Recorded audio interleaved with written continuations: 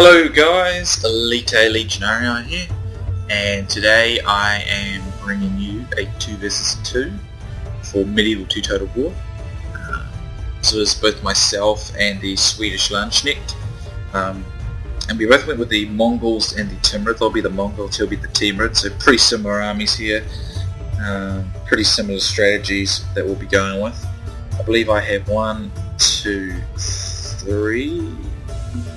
let's see, I think it's 3 dismounted heavy lancers and a dismounted light lancer. They're just basically a hold up or a screening force.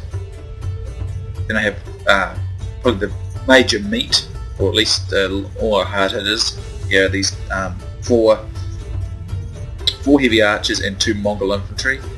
Of course, the most strongest part of a Mongol army is the cav. Obviously, got 2 Khan's Guard, 2 Mongol light lancers, and a bodyguard.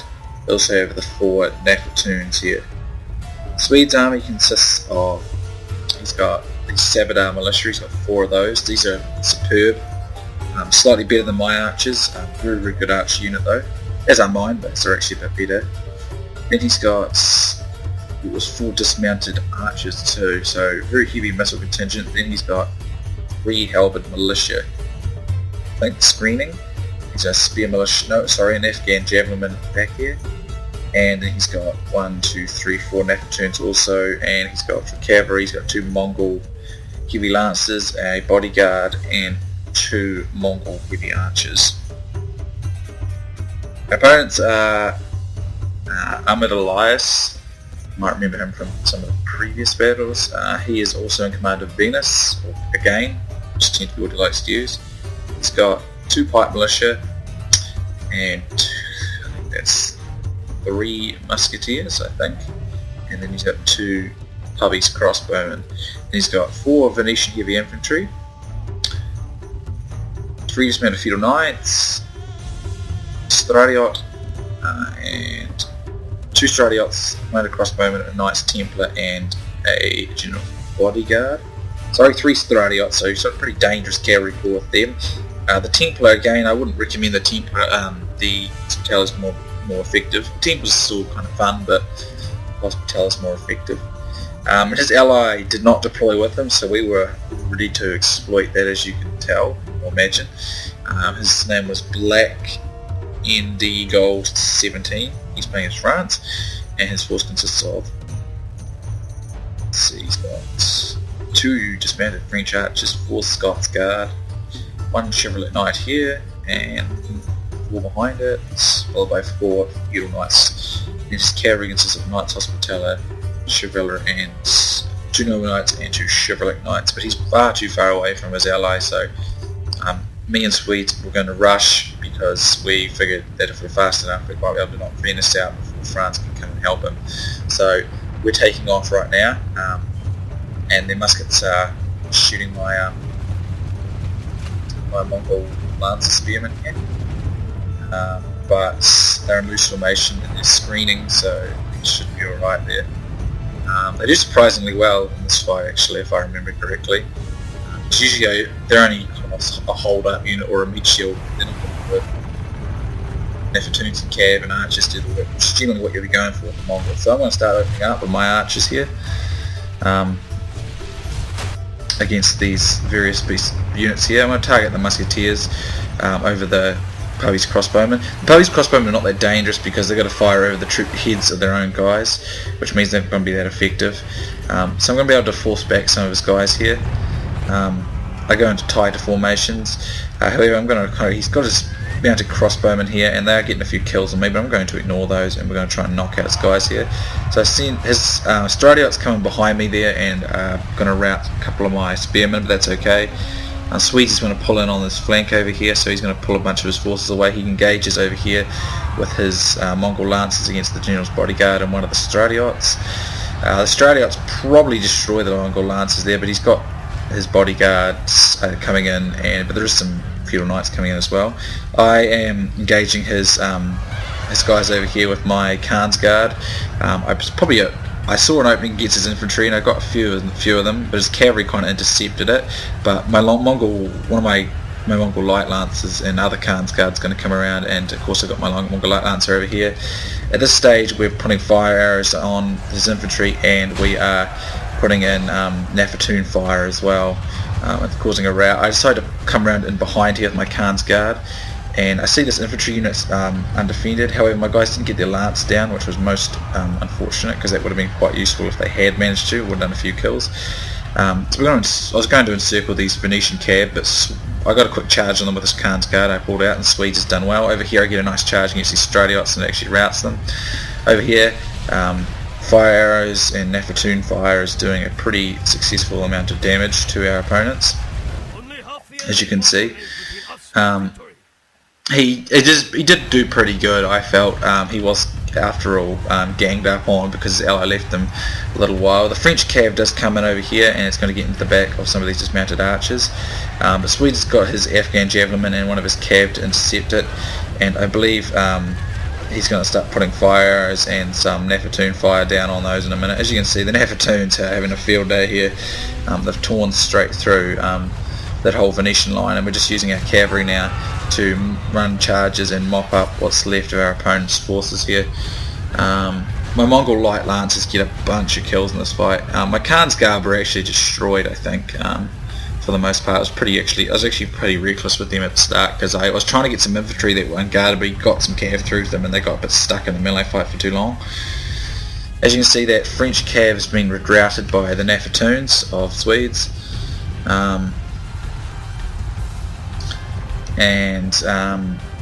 At this stage, as you can see, the French player is still way too far behind. His cav, however, is coming in. I believe this is the rest of it down here. Swedes has been using his Mongol archers, I think, to keep them at bay. That's not a bad idea at all. And at this stage, we're going to reorganise our troops. I decided to put my Mongol infantry into tight formation because I know there's cavalry around. But as you can see, Swedes has managed to rout these noble knights here with his halberds and his own bodyguards unit. I'm just mopping up what's left of the over here of the Venetian player. I'm just trying to mop him up. As you can see, I managed to rout some of his mounted crossbowmen here, and I'm just running interference on what's left of his forces so he can't interfere when we deal with the French player. I'm just going to get repeated strikes. Swedes has put some halberds in to hold up some of these feudal knights, but they're actually winning. And of course there's lots of missile fire coming down from both of us on our opponents here. So I'm going to run here to finish off this group of units here and this group of units over here. As you can see, thunder in there, and that basically just routs the whole lot of these Venetian infantry units. With my cav there, as you can see, the French player has sent his cav forward, but he's attacking piecemeal, so Swedes is able to deal with him without the support of the rest of the other units there. And of course, all Swedes is doing is basically holding the cav in place, and we both got our Nafatoons here, and we're just going to absolutely dump Nafatoon fire in. And when there's this much archer fire coming in, because I've also got my guys firing in, and Nafatoon fire coming in, these cav, even at really high numbers, are getting routed very fast. And Swedes has got more his own cav strikes coming from these Mongol heavy archers, which are quite capable in a melee fight and pretty good on a charge too for a horse archer unit. But some of those heavier horse archer units in Medieval 2 are very good at multitasking.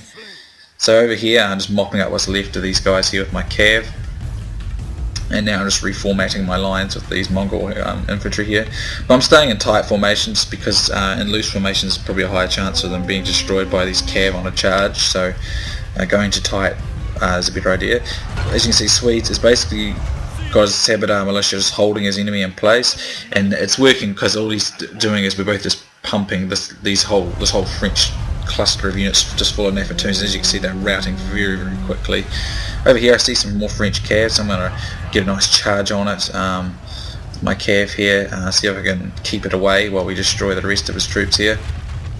As you can see, there's flaming shots coming in, and there's Nafatoons all over the place. Get a bit of a charge here with my cav, and I get another charge here with my cav to the side, and that starts causing a bit of a rout on these French troops here. And of course Nafatoon fire is just everywhere, and that is very quickly mass routing the French player pretty quickly anyway. So as you can see, if you don't deal with Nafatoons and you face them like this, especially supported by archers and cavalry, it's it's just surefire defeat pretty much, because as you can see the French players just basically mass routing here. We're able to use our cab just to run down everything pretty much. So I mean, Nafatoons are very dangerous unit indeed, but if you deal with them properly, the Mongols and the Timurids are not too drastically hard to defeat. They're a pretty good skirmish faction, just because of the high number of skirmishing capable units. And their archers are actually very good, well, not very good, but they're quite effective, at least by archer standards, at melee fighting as well, so you can get quite a bit out of them that way. And of course the cav is also very good. The Mongols are slightly better in the cav department, however, as to all-round diversity, I'd give the edge to the Timurids, simply because they have access to some infantry options that are a bit more better than the limited options of the Mongols. Enemy force remains between us and victory. So I decided to leave one of my dismounted heavy archers here just to hold his cavalry up, while I send the rest of them around the flank here, and Swedes is going to send his archers in just to keep these guys busy, because now we've just got a big missile duel with these dismounted French archers and Scots Guard. Some of this French infantry is going to obviously regroup. I decided to send my Nafatoons forward here in loose formation. I think they're in loose formation here, and I'm going to start mass routing these guys as well, because if we can route them pretty quickly, it'll be pretty effectively. So, and got my cav here running interference from the flanks. And as you can see, these guys are under missile fire, and Nafatoons don't survive very long, and cav disruption as well. Even though it's just a few cav, it still does a bunch of damage. When I see the infantry come back in, I decided to pull my Nafatoons away to safety before they get destroyed. Over here, myself and Swedes are still fighting the remainder of these French troops, but we're doing pretty well over there actually. So as you can see, his missiles, because they're in tight formation, they're taking a pretty big bashing. I put mine back to loose because we're in a missile duel, so I figure I want to try and get as much out of this as possible before make it last as long as possible. Basically, that's what I'm trying to say. As you can see, these dismounted French units taking heavy losses just because of that tight formation. So I think he was a bit of an inexperienced player. His deployment, his attack pattern, and the way he used his troops suggests he was pretty inexperienced. But Armoured Elias is a pretty good player, and we had some trouble fighting him in some of the battles we did with him. So he did get pretty unfortunate in this particular scrap. So at this stage we just leave our troops where they are, and we'll just use our Nafatoons again to rout the infantry, and they shouldn't come back a second or third time, because the morale will be so badly broken up. And we're still firing away at these French missile units here. As you can see, they're getting pretty cleaned out pretty quickly. And of course, these guys here are fighting now. But again, the archer units of the Mongols and the Timurids have got quite, they're kind of multi-purpose. They're pretty capable in a melee fight if they need to. They're not going to win against real heavy infantry or anything, but if you slightly weaken the heavy infantry and support them and stuff, they can actually beat them that way. So it's a pretty good sort of mix unit there.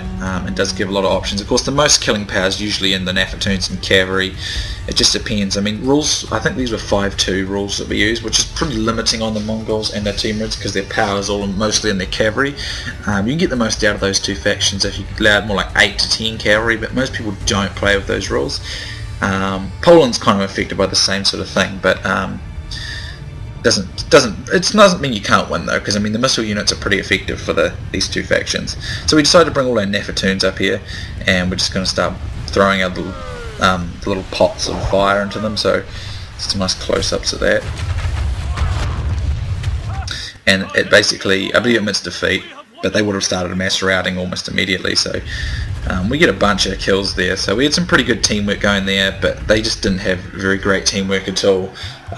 Mostly that's probably, I mean, no offence to him, but it's probably the French player who caused them to lose there simply because he didn't deploy with his ally, and he didn't really attack. He attacked kind of piecemeal, sending his cav ahead to be certain, destroy by all our supporting units instead of attacking and kind of cooperating with his other units, and that cost him bad. So I got the lion's share of kills with 1001 and 106 catches, but Swedes certainly played his very important part and got a respectable 755 with 101 there.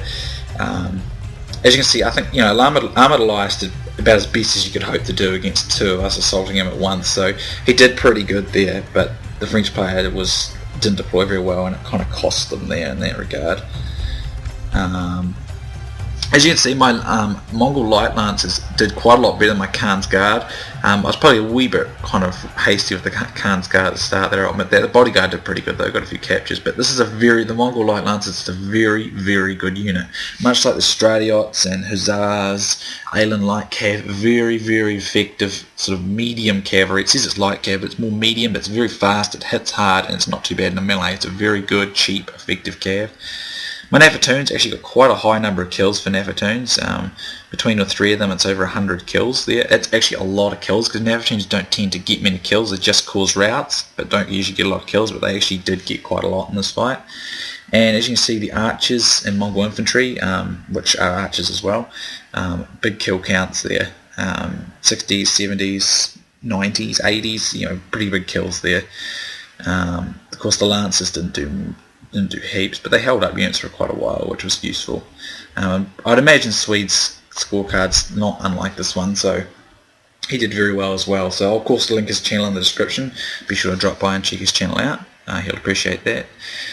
So thanks for watching, guys. Hope you enjoyed it, and I'll be bringing you more Medieval 2 Total War soon. So I'll see you soon next time.